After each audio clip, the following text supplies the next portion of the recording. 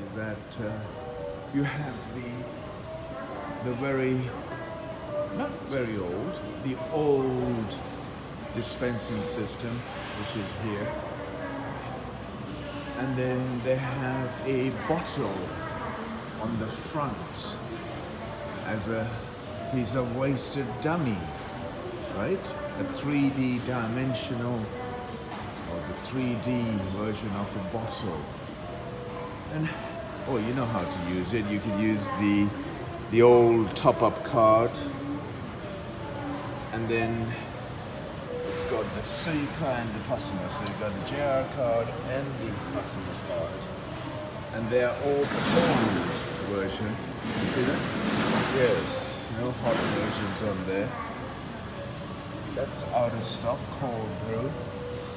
Anyway, that's the old type machine. And this is a new type machine. Ooh, as I come closer, it pops out. It highlights. Did you see that?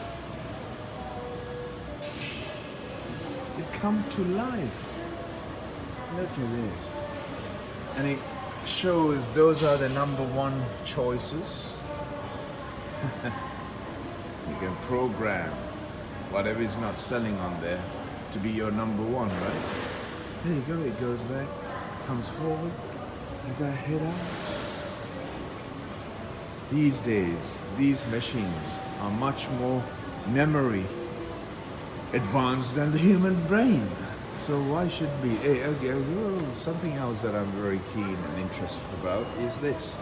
Plastic bottles with the large size at the top.